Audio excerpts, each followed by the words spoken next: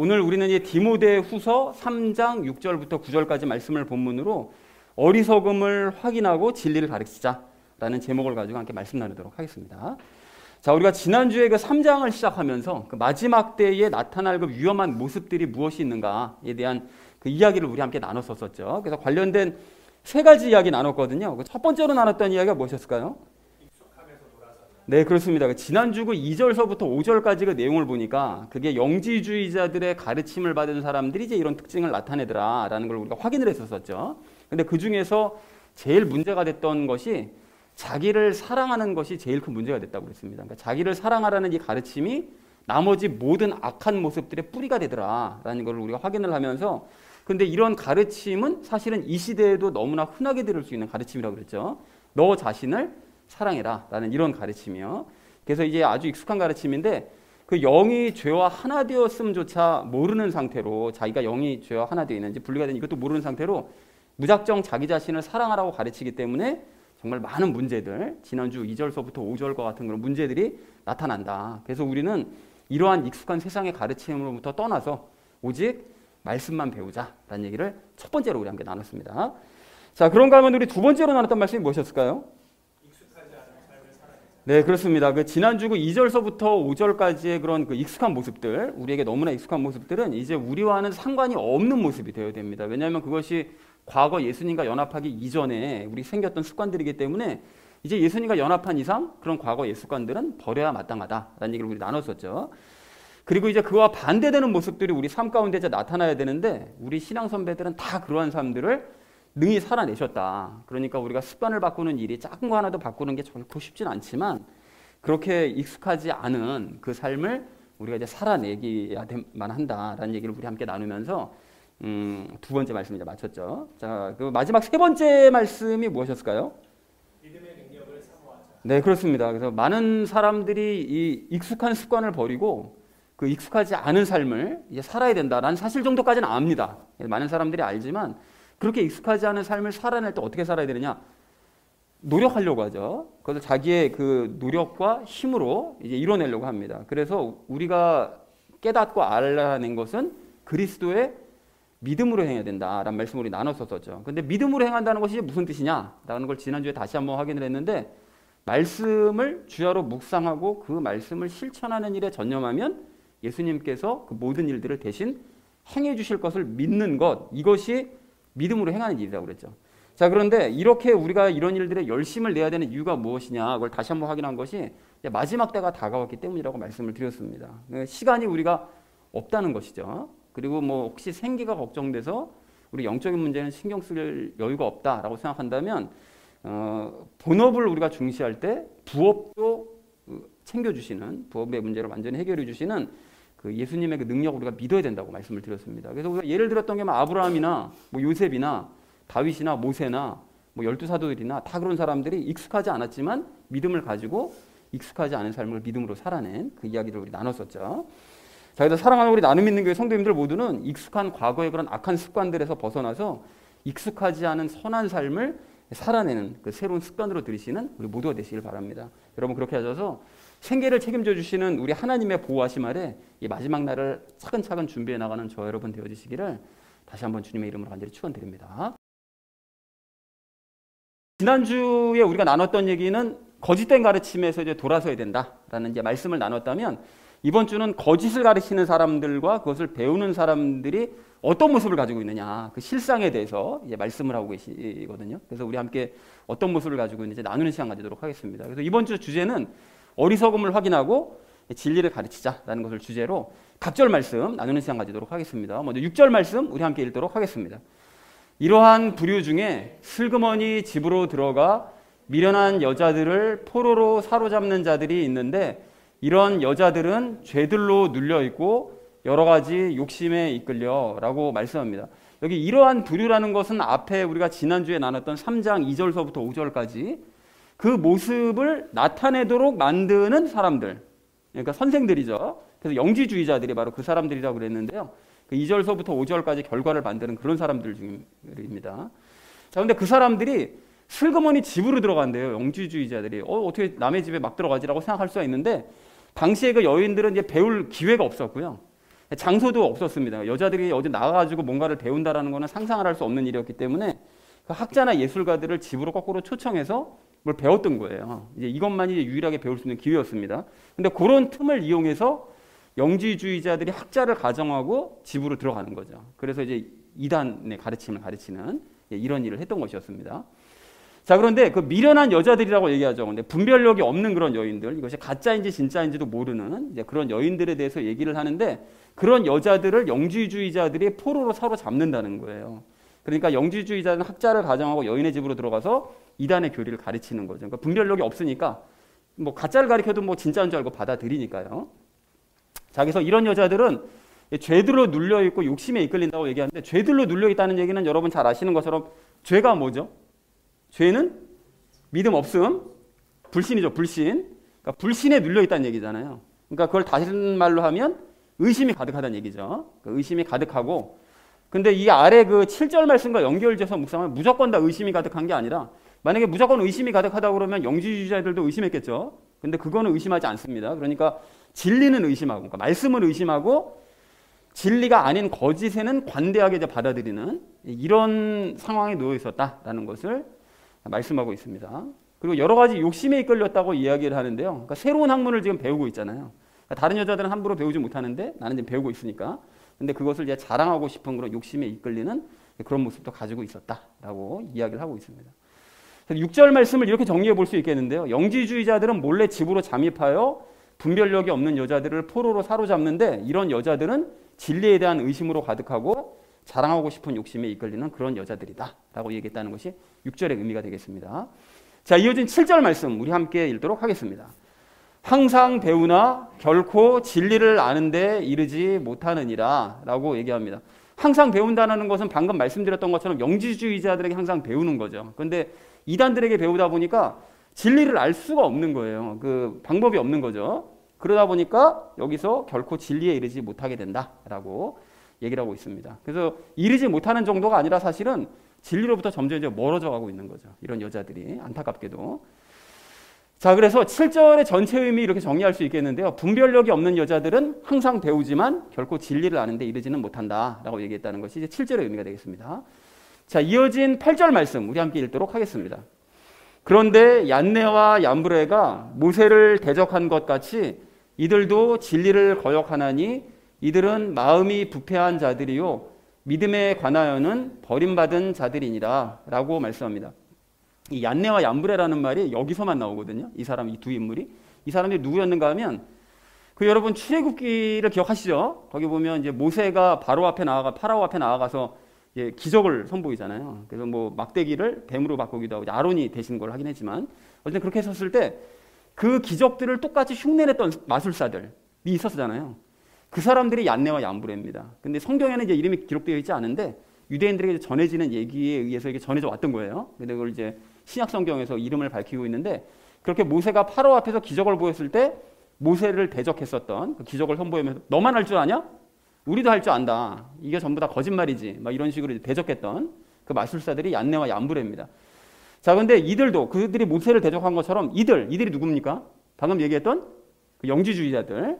그들도 진리를 거역한다는 거예요. 진리는 항상 말씀드리지만 진리는 다른 말로 말씀이죠. 성경 말씀. 그러니까 말씀을 거역한다는 거예요. 그래서 말씀을 이제 거역하나니 이들은 마음이 부패한 자들이다라고 얘기하는데 마음을 여러분 다른 말로 또 우리 뭘로 해석할 수 있죠? 성경에서 마음은 영이죠, 영. 어우, 잘하셨습니다.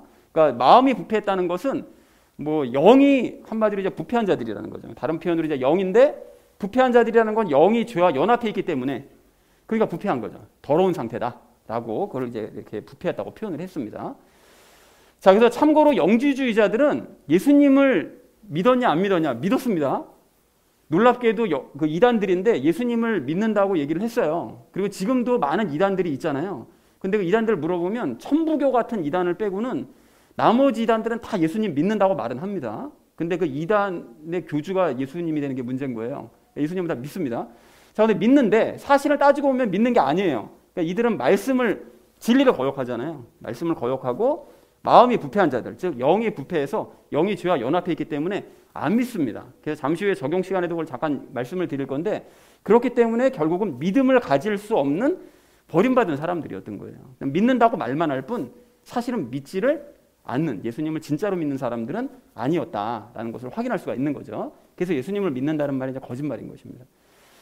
자, 그래서 8절의 의미를 이렇게 정리해 볼 수 있겠는데요. 얀네와 얀브레가 모세를 대적한 것처럼 영지주의자들도 말씀을 거역한다. 그들은 영에 부패한 자들이기 때문에 믿음에 대하여는 버림받은 사람들이다. 그러니까 이런 사람들에게 배우면 진리에 이를 수가 없다. 당연히 이 사람들이 진리를 모르니까요.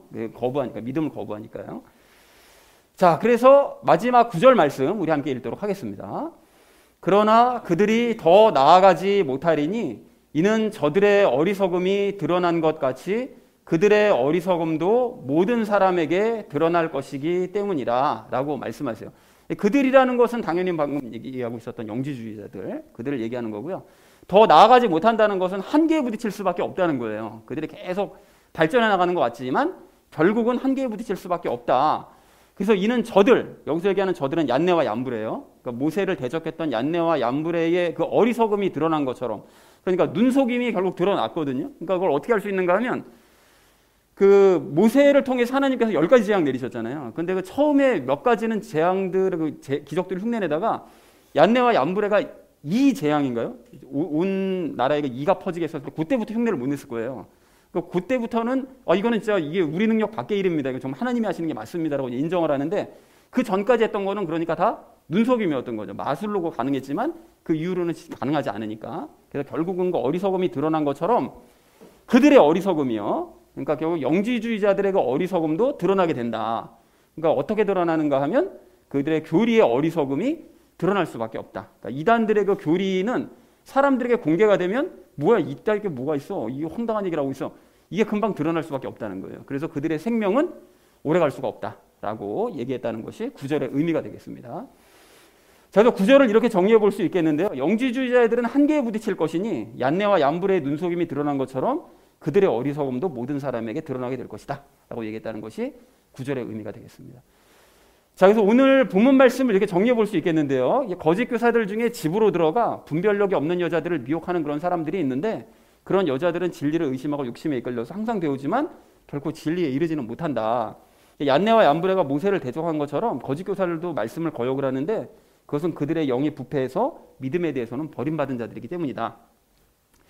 자, 그래서 얀네와 얀브레의 어리석음이 드러난 것처럼 거짓 교사들의 어리석음도 결국 이제 드러날 수밖에 없는데 그래서 결국 그들은 한계에 부딪힐 수밖에 없게 될 것이다 라고 얘기했다는 것이 오늘 본문 전체의 내용이 되겠습니다. 그래서 오늘 본문 말씀을 조금 더 압축해서 정리를 해보자면 두 부류의 사람들에 대해서 얘기를 하고 계시거든요. 첫 번째는 어리석은 사람들과 그 사람들의 특징을 6절, 7절에서 말씀하고 계시고요.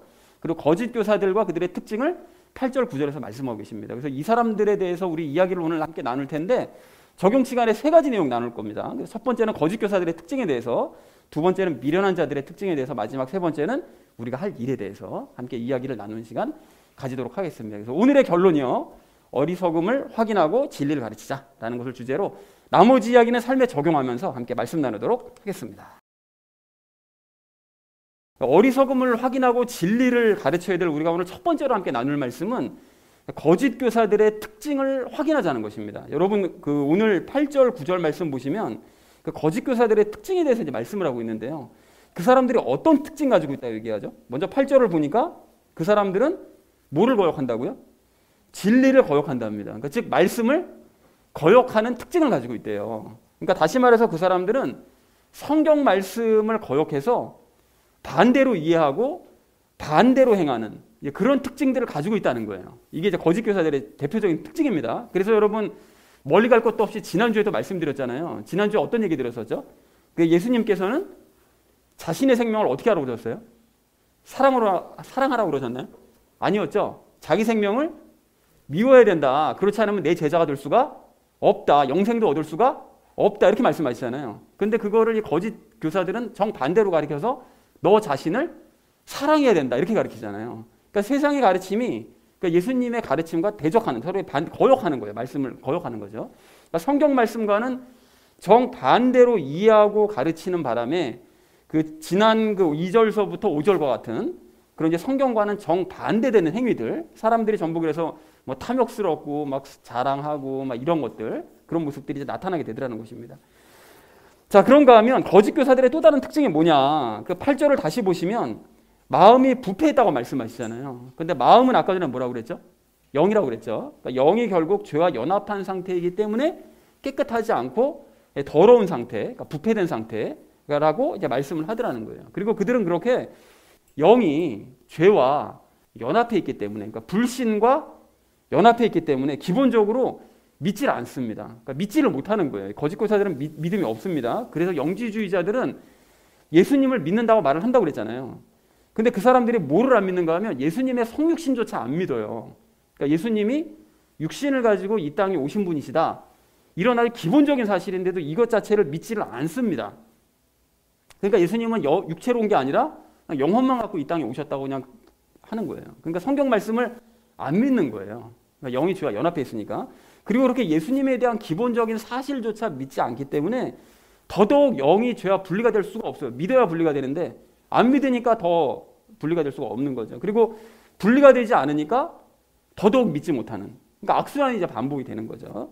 그래서 8절에서 그 사람들은 믿음에 대해서는 버림받은 자들이다 라고 그렇게 말씀을 하시는 것입니다. 자, 그러니까 거짓 교사들은 이렇게 이제 말씀을 거역하고 영이 죄와 연합해 있어서 믿음을 가질 수 없는 사람들, 그렇기 때문에 말씀과는 정반대되는 것들을 그냥 자기 소견에 옳은 대로 가르치는 거예요. 그렇게 할 수밖에 없는 거죠. 말씀과 정반대되는 거를 그냥 내 아이디어를 가지고 생각을 가지고 그리고 이제 가르치는 거예요. 그래서 뭐 가령 지난주에 얘기했던 것처럼 너 자신을 사랑해라라든지 아니면 뭐 네 인생을 네 마음대로 살아라라든지 뭐 이런 가르침들을 성경과는 정반대되는 것들을 가르친다는 거죠.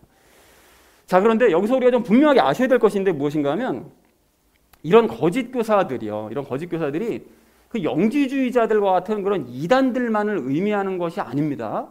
방금 우리가 말씀드린 그 조건이요. 말씀을 거역하고 영이 죄와 연합해 있어서 믿지를 못하는 사람들, 그런 상태로, 그런 조건을 가진 상태로 가르치는 사람들은 사실은 다 거짓 교사들인 거예요. 이단들만이 아니라 일반 교회라도 그런 생각을 가지고 있으면 다 거짓 교사입니다. 그래서 이런 거짓 교사들 혹은 이런 거짓 목사들한테 배운 이 시대의 많은 그 교인들이 그 지난주 2절서부터 5절까지에 나오는 그 특징들을 지금도 그대로 가지고 있는 거예요. 2000년 전에 이게 여러분 2000년 전에 쓰인 글이잖아요.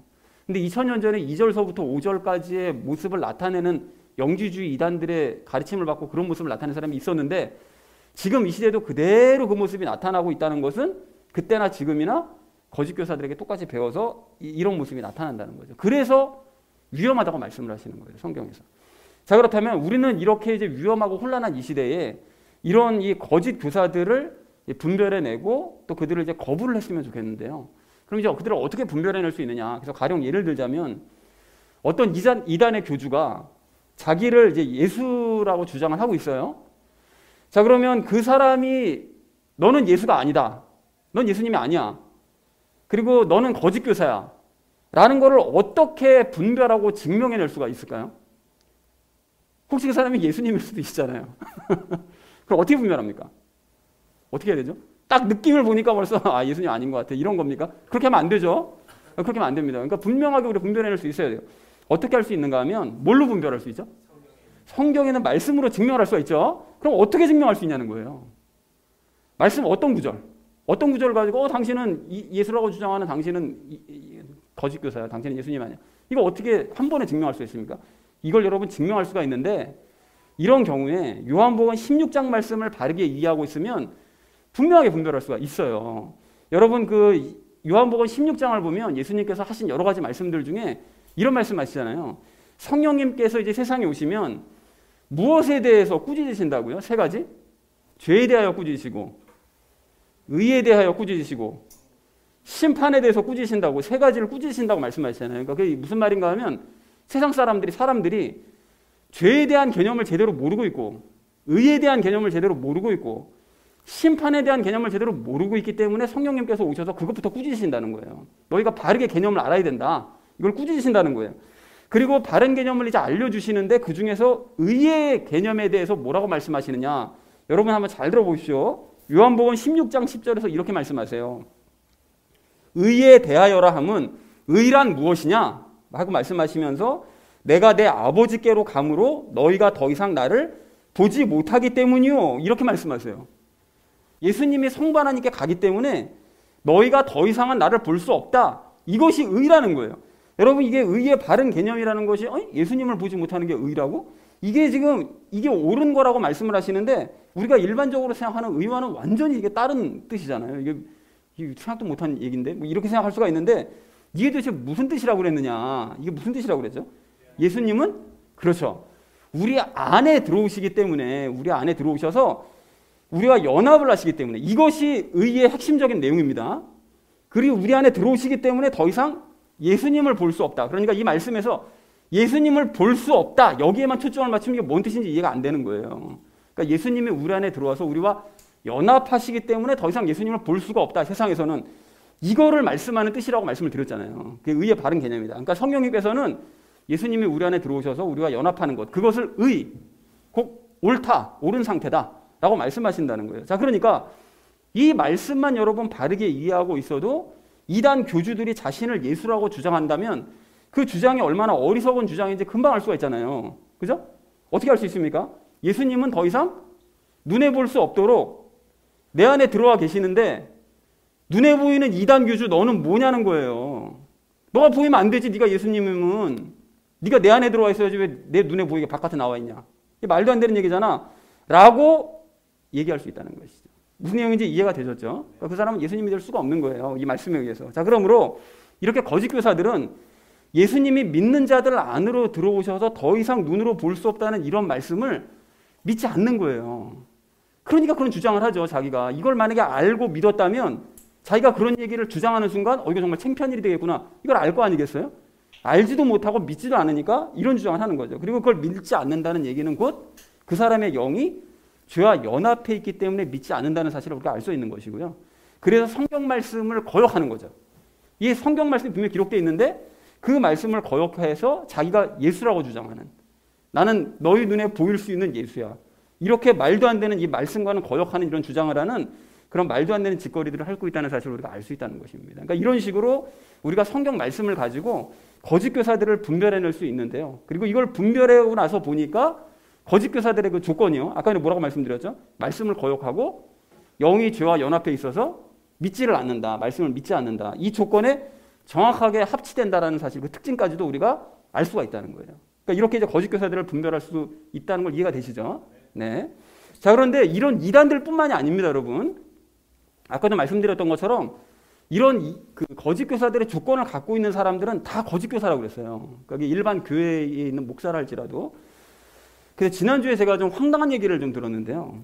어떤 교회 목사가 황당한 얘기입니다. 설교 시간에 우리 예배를 드릴 때 지금 저쪽 성가대 옆에 그 9.11 그 사태 때 죽었던 그 미국에서 죽은 사람들이 많잖아요. 그때 죽은 그 영혼들이 여기 와서 지금 같이 우리 예배 드리고 있다고. 그런 얘기를 하더라는 거죠. 막 아멘 아멘 막 하더라는 거죠. 그리고 한 분은 하나님께서 이게 더 황당한데요. 모년 뭘 모일 어떤 장소에 네가 흰 옷을 입고 가 있으면 내가 너를 하늘로 데려가리라. 이렇게 말씀을 하셨다는 거예요. 그래서 이 목사가 굉장히 갈등을 했대요. 하늘로 갈까 아니면 여기 남아있어요. 갈등하다가 이 사람이 안 가기로 했대요. 왜 그런지 아세요? 엄마가 가지 말라 그랬대요. 이게 정말 그래요? 이게 정말 기가 막히지 않습니까, 여러분? 근데 그 교회 교인들이 아멘 하면 막 열광을 했다는 거예요. 이게 더 황당하죠. 정말 한심스럽지 않습니까? 그러니까 거짓 목사들이 양복 입은 무당이라는 말이 이게 괜히 나온 말이 아닌 거예요, 여러분. 근데 여러분, 우리는 이런 말을 들으면서 왜 그 교회 교인들처럼 막 아멘 아멘 하지 않고 도리어 그 목사를 한심스럽게 생각하면서 양복 입은 무당이라고 우리는 왜 생각을 합니까? 우리는 분별력이 있으니까 그런 거예요. 방금 말씀드린 그 거짓 교사들의 특징이랑 딱 맞으니까. 그러니까 즉 그 목사는 말씀을 좀 거역하는 거죠. 그리고 말씀을 거역하는 거 어떻게 할 수 있어요? 영이 죽으면, 사람이 죽으면 그 영이 어디로 갑니까? 천국 아니면 지옥으로 가는 거지. 그 벌써 10몇 년 전에 죽은 사람들의 그 영혼이 그럼 여기까지 와서 지금 예배를 드린다는 것은, 왜 하늘에 가서 예배를 안 드리고 여기 와서 지금 예배를 드린다는 것은 세상을 좀 떠돌고 있다는 뜻이잖아요. 그러니까 죽은 이후에 천국이나 지옥으로 간다는, 영혼이 천국이나 지옥으로 간다는 얘기를 전혀 그 목사는 믿지 않는 거예요. 그러니까 말씀을 좀 완전히 거역하고 있는 거죠. 그리고 영이 죄와 연합해 있기 때문에 그런 말씀이 믿어지질 않는 것입니다. 그러니까 그런 헛소리를 하는 거예요. 그리고 하나님께서 어떤 특정한 사람을 특정한 장소로 가면 하늘로 데려 올라가겠다. 이런 게 여러분 성경에 그런 얘기가 있습니까? 없습니까? 에녹은 있었다고 얘기할 수 있지만 에녹은 하나님과 동행하다가 하나님께서 어느 순간 데려가신 것이지 어느 순간 몇 월 며칠 네가 여기 있으면 내가 이런 게 없어요, 성경에. 근데 이 사람은 그걸 있다는 사실도 아는지 모르는지도 모르겠어요, 그 목사가. 근데 어쨌든 성경이 특별히 완성된 이후로는 하나님께서는 성경에 없는 그런 말씀을 절대로 개인에게는 주시지 않으신다. 이 사실도 그런 목사는 안 믿는 거예요. 그러니까 말씀을 거역하는 거예요. 나는 특별한 존재니까 성경 말씀에 없는 얘기도 들을 수 있어. 말씀을 완전히 거역하고 있는 거예요. 그리고 혹시 1억 번 양보해서 설사 그렇게 하나님께서 그 목사에 이렇게 말씀을 하셨다 할지라도 하나님 말씀보다 엄마 말을 더 중요하게 여긴다고요? 이거는 정말 이 말할 가치조차 없는 그런 거짓 선생이라는 것이죠. 그러니까 우리는 이러한 이상한 가르침이나 가르치는 이런 자들의 그 어리석음을 성경으로 분별해내실 수 있어야 됩니다. 그리고 오늘 9절 말씀처럼 그런 사람들이 더 이상 앞으로 나아가지 못하도록 더 적극적으로 그들의 어리석음을 드러내 보일 수 있어야 한다는 것이죠. 그러지 않았기 때문에 한국교회가 지금 이 모양 이 꼴이 된 거예요. 그렇게 아는 사람들이 전하지 않았기 때문에 이 모양 이 꼴이 된 거라고요.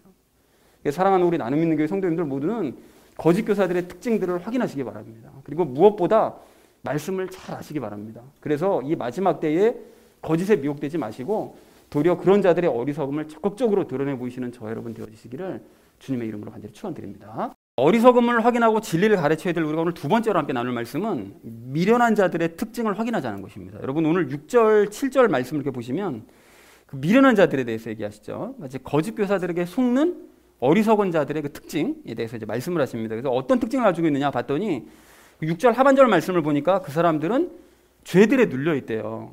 근데 아까 말씀드렸듯이 죄는 불신이니까, 그러니까 불신에 눌려 있다. 그러니까 다시 말해서 그러니까 의심에 눌려 있는 거죠. 의심이 가득한 거죠. 그래서 그 사람들은 진리, 즉 말씀을 의심합니다. 근데 희한한 거는 말씀이 아닌 다른 지식들에 대해서는 의심하지 않고 잘 받아들여요.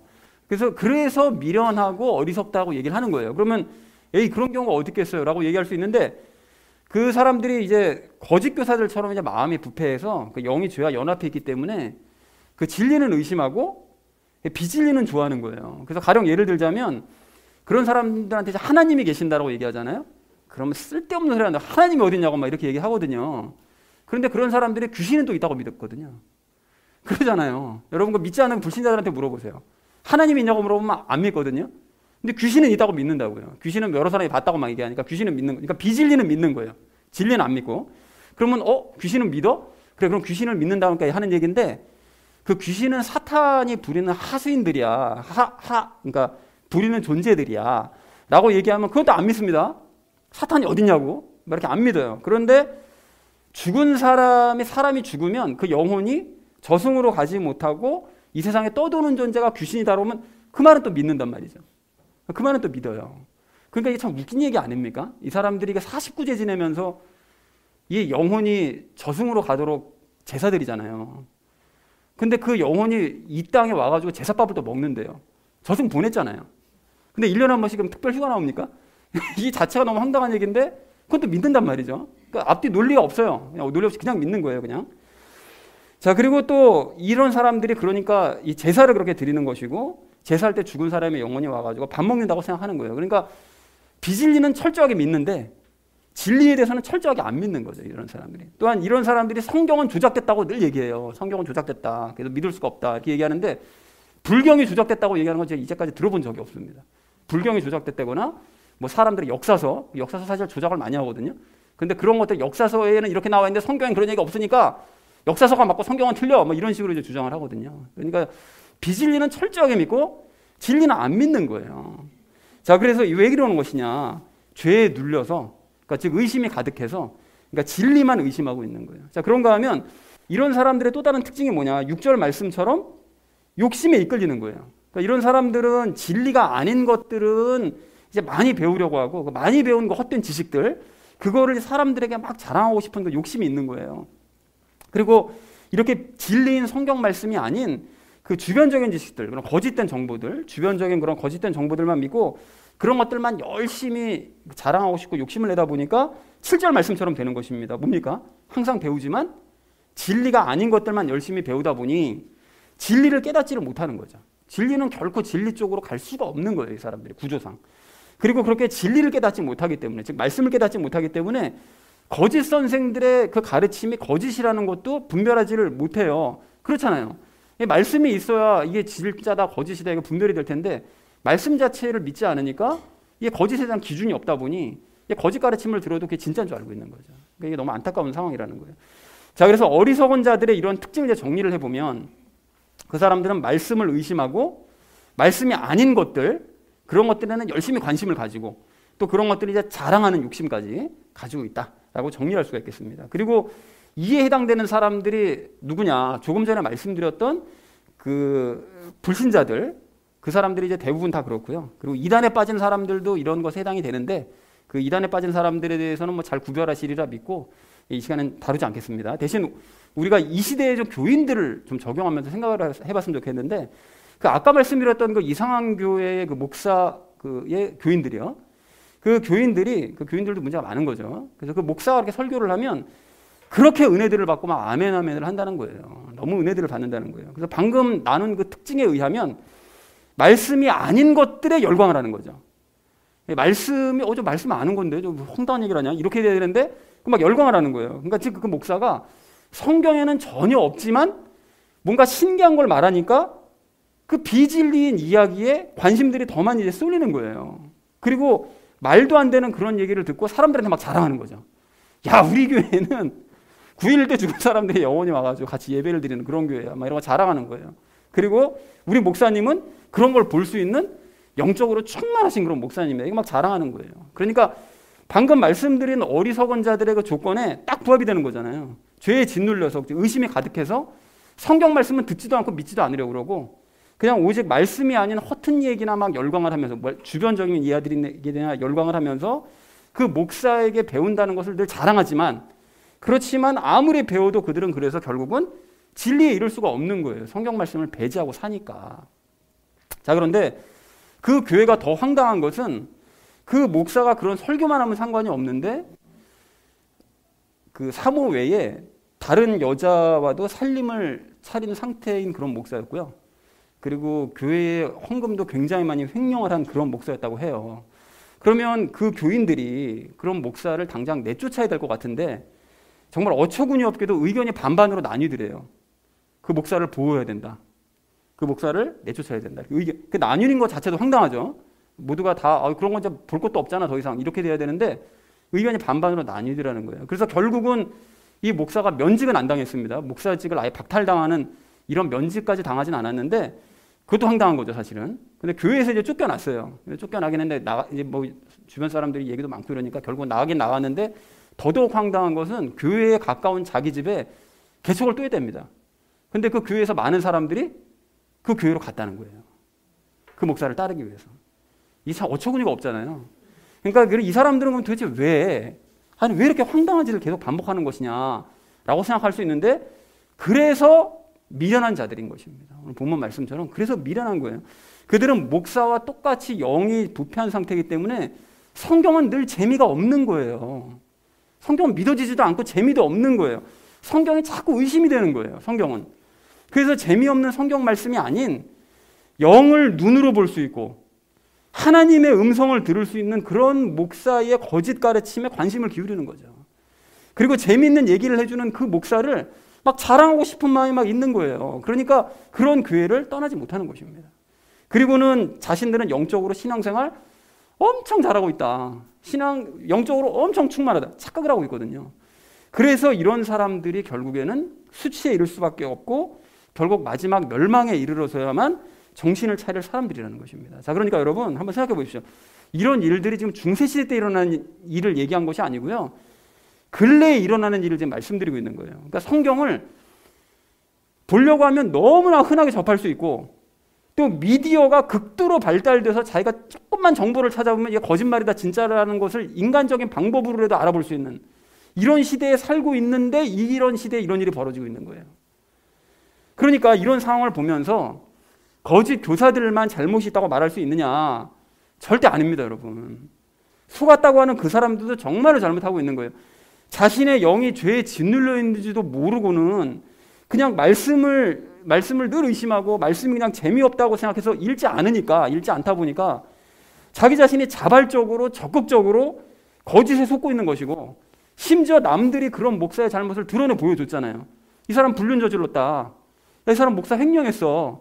남들이 그걸 가르쳐 주더라도 본인이 진리가 아닌 거짓말에 더 많은 관심을 가지고 있기 때문에, 그렇게 고집을 부리기 때문에 그 목사에게서, 그 교회에게서 헤어나오지 못하고 있는 것이죠. 결국 본인의 되지도 않는 그 욕심과 고집 때문에 그런 상황에 처한 것이기 때문에 하나님께서는 그런 사람들을 마지막 날 어떻게 하신다고요? 심판하실 수밖에 없는 거예요. 본인이 그 길을 간 거니까. 자, 그렇다면 우리는 이런 미련한 자들의 특징을 알고 그런 자들을 분별하는 능력을 갖추기 원합니다. 무엇으로요? 말씀으로요. 그 능력을 갖추자는 것이죠. 그리고 혹시라도 만에 하나 나 자신은 이런 사람들의 특징과 부합하는 면이 없는지 냉철하게 돌아보기를 원합니다. 혹시 막 성경 말씀을 의심하고 그 영이 혹시 죄와 연합해 있고, 그래서 말씀을 믿지 않고 주변적인 것들을 자꾸 관심을 가지고 그래가지고 그런 것들 막 자랑하고 싶어하고 막 이런 건 없는가 돌아보자는 것이죠. 사랑하는 우리 나눔 있는 교회 성도님들 모두는 오직 진리인 성경 말씀만 믿으시기 바랍니다. 말씀이 아닌 지식들은 아무리 흥미있어 보이고 재미있어 보인다 할지라도 관심을 끊으시고 적극적으로 여러분 거부하셔야 됩니다. 그러려면 성경을 읽으셔야 되는 거예요. 그래야 그게 잘못된 걸 아니까. 행여라도 거짓 지식들을 자랑하고 싶어하는 그런 마음이, 그런 욕심이 있으시다면 여러분 기꺼이 버리시고 철저하게 말씀만 붙잡으시기 바랍니다. 그렇게 하셔서 어리석은 자들이 범람하는 이 시대에 바른 그리스도인으로 올곧게 자라가는 저 여러분 되어지시기를 주님의 이름으로 간절히 축원드립니다. 자, 어리석음을 확인하고 진리를 가르쳐야 될 우리가 마지막 세 번째로 나눌 말씀은 해야 할 일을 확인하자는 것입니다. 여러분, 이 세 번째 말씀을 나누기 전에 우리가 먼저 좀 감사하기 원하는데요. 이렇게 우리가 위험하고도 혼란스러운 이 마지막 때, 우리가 지금 뭐 위험하거나 혼란스럽다고 생각하지 않거든요. 우리 이 안에 있으니까. 바깥이면 어떻게 돌아가는지 모르니까 그냥 뭐 우리는 잘 하고 있는데 이런 생각할 수가 있는데, 이 마지막 때 정말 위험한 때거든요. 그런데 이렇게 온갖 미혹들을 물리치고 무엇을 가장 중요하게 여겨야 되는지 알고 있다는 사실에 감사하자는 것입니다. 즉 오늘 본문 말씀과는 반대잖아요.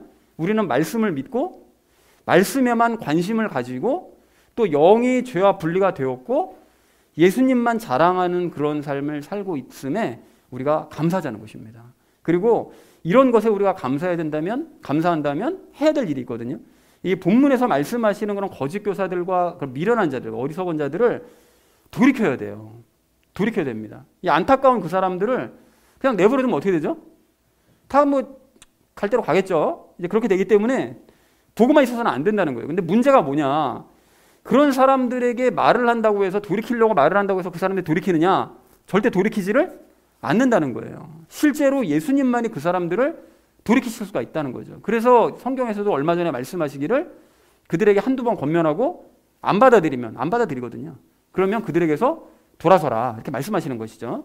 자, 그러면 예수님께서 그럼 그 일을 하시게 해야 되는데, 그럼 우리 편에서는 뭐 아무 일도 안 해도 되느냐? 아니죠. 우리 편에서 해야 할 일이 있다고 그랬습니다. 그게 뭐라고 그랬죠, 지난주에? 우리는 무엇에만 매진하면 돼요? 갑자기 확 나올 줄 알았더니 뭡니까? 뭐에 매진해야 된다고요? 주야로? 말씀 묵상하는데 매진해야죠. 그러면 말씀을 묵상하고 그 말씀을 실천하는 일에 매진하면 예수님께서 그 일을 대신 행해 주신다고 말씀했잖아요. 그게 믿음으로 행하는 것이라고 그랬잖아요. 저 사람들을 바꾸고 싶은데 내 힘으로 안 되니까 나는 내가 할 일을 하면 예수님께서 저 일을 해주신다. 이걸 믿는 거죠. 자, 그런가 하면 우리가 해야 될 일이 한 가지가 더 있는데, 오늘 6절 말씀을 여러분 보시면 거짓 교사들은 집으로 들어가서 사람들을 가르친대요. 자, 그런데 거짓 교사들이 이 모습을 봐서 우리가 알 수 있는 것은 거짓 교리에 대한 확신을 가지고 있는 거예요. 이건 틀림없는 사실이다. 확신을 가지고 있기 때문에 다른 사람들을 집에까지 들어가서 적극적으로 가르친다는 거죠. 그렇다면 진리에 대한 확신을 가지고 있는 우리는 더더욱 그렇게 해야 된다는 거예요. 그 사람들보다 더. 자, 그렇다고 해서 우리가 방금 말씀드린 그 원칙이요, 예수님께서 대신 행하게 하시는 이 원칙을 무시하고 그냥 거짓 가르침 빠지는 사람한테 무작정 찾아가가지고 너 내 말 들어야 돼 하면서 이렇게 막 가르치려고 말씀드리는 것이 아니고요. 일단은 우리 주변에 아직 미혹에 빠지지 않은 사람들이 있잖아요. 근데 확실하게 미혹에 빠지진 않았지만 믿음도 막 잘 뭐 그냥 적당히 그런 사람들, 그런 분이 계신다면 이런 사람들을 위주로 가르침을 전파해야 된다는 것입니다. 우리가 가지고 있는 가르침이요, 진리요, 뭡니까? 예수님과의 그 연합의 그 원리를 주변 사람들에게 가르쳐야 된다는 거예요. 그런 의미에서 여러분, 영지주의자들 그 이단들의 경우를 반면교사 삼아서 좀 용기를 냈으면 좋겠는데요. 여러분, 그 영지주의자 이단들에 대해서 잠깐 생각을 해보시자면 그들은 2000년 전에 탄생한 이후로 지금 이 시대까지 영향력을 끼치고 있거든요. 이게 뭔 소리냐? 가령 그 사람들이 뭘 주장한다고 그랬죠? 영혼만 귀하고 육신은 더러운 거다, 이렇게 가르친다고 그랬잖아요. 그리고 썩어져 없어져 버릴 거니까 그냥 쾌락 추구하면서 네 마음대로 살고 싶은 대로 살아, 이렇게 가르쳤다는 거예요. 그리고 자신들의 교리를 또 하나 중요한 것이 자신들의 교리를 깨달아야만, 성경이랑 상관없습니다. 우리들이 주장하는 교리를 깨달아야만 너희가 천국 갈 수 있다, 구원받을 수 있다, 이걸 가르쳤다는 거예요. 자, 그런데 이 시대의 이단들의 특징을 보면 뭐죠? 성경 말씀 아는 것보다 교주의 가르침이요, 자기들의 교리요, 그걸 알아야만 구원받을 수 있다고 가르치잖아요. 성경만 봐서 구원받을 수 있다고 그러면 자기네 단체가 의미가 없어지는 거죠. 모든 사람들이 성경 보고 있는데. 그러니까 성경 가지고 안 된다는 거예요. 우리 가르침을 받아야 된다는 거예요. 그리고 또 이단 교주들 중에 성범죄 저지르는 것들 많잖아요. 그러면 이제 다 용서하죠. 왜 그렇습니까? 육신은 어차피 다 의미 없는 거니까 쾌락 추구하며 살아도 상관없어, 영혼만 깨끗하면 돼, 이렇게 가르치는 거 아닙니까? 자, 그러니까 이런 식으로 암암리에 2000년이 되는 시간에 걸쳐서 그 사람들의 그런 기본적인 가르침은 계속해서 전파되어 왔고 전달되어 왔다는 사실을 우리가 알 수 있는 거예요. 기본적인 가르침이 지금까지 계속 이어져 오는 거죠. 자, 그런데 여기서 반전이요. 오늘 9절 말씀을 보시면 그 사람들이 어떻게 된다고요? 더 이상 나아갈 수는 없대요. 즉 이단이 영원할 수는 없다는 거예요. 그러니까 영지주의에서 이름만 바꿔서 계속 다른 이단들이 등장한 것일 뿐, 사실은 한 이단이 등장하면 그 이단의 무리는 그 교리를 세상에 드러내자마자 한계에 부딪혀가지고 더 이상 나아가지 못하고 자멸해버리고 만다는 것입니다. 그래서 우리나라에도 여러분 근래에 그 뭐 복음이 전해진 이후로 나타났다가 사라진 이단들이 얼마나 많아요. 셀 수 없이 많거든요. 그 이단들이 창대해 보이는 그 이단들도 결국은 다 무너지고 망합니다. 100년이 못 가요. 그러니까 지금 이 뭐 우리 주변에서 보이고 있는 그 이단들이요, 이런 것들도 언젠가는 다 소멸되고 말 것들이라는 거예요. 자, 그래서 우리는 이 부분을 주목해야 되는데요. 이단들은 이렇게 그 교리의 어리석음이 결국엔 드러나가지고 결국 한계에 부딪힐 수밖에 없다는 거예요. 그런데도 지금까지 그 명맥이 유지되고 있다면 반대로 우리가 가지고 있는 이 진리요, 이 진리는 한계가 없기 때문에, 한계에 부딪힐 일이 없기 때문에 한계가 없는 이 진리의 말씀을 우리가 용기를 내서 전한다면 그 파급력은 이단들과는 비교도 할 수 없다는 것이죠. 그래서 우리가 용기를 가지고 전해야 된다는 거예요. 여러분 삶을 한번 보세요. 여러분이 예수님과의 연합의 진리를 깨달은 이유와 깨닫기 전의 삶을 여러분이 한번 돌이켜서 생각을 해보시라고요. 깨닫기 이전의 삶 얼마나 내가 그냥 뭐 내 소견에 오른 대로 살았습니까? 근데 예수님과의 연합의 진리를 깨달은 이후로 삶이 그렇게 안 사라지잖아요. 이제 예수님의 뜻에 맞춰서 살아가는 삶을 우리가 모두가 체험하고 있는 거 아닙니까? 나의 변화를 체험하고 있잖아요. 제가 옆에서 잔소리한다고 바뀝니까? 옆에 사람이 와서 얘기한다고 바뀌겠어요? 여러분 삶이? 절대로 인간은 안 바뀌거든요. 근데 바뀌었단 말이죠. 뭐 때문에요? 진리 때문에 바뀌더라는 거예요.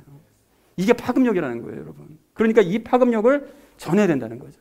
지금은 비록 어리석은 사람들이 거짓 교사들에게 계속해서 속고 그로 인한 피해도 많이 생기고 있지만, 그렇기 때문에 더더욱 우리는 우리 주변의 사람들이 그런 거짓 교사들에게 속지 않도록, 혹시 속았다 할지라도 진리를 깨달을 수 있도록 바른 가르침을 가르쳐야 된다는 것입니다.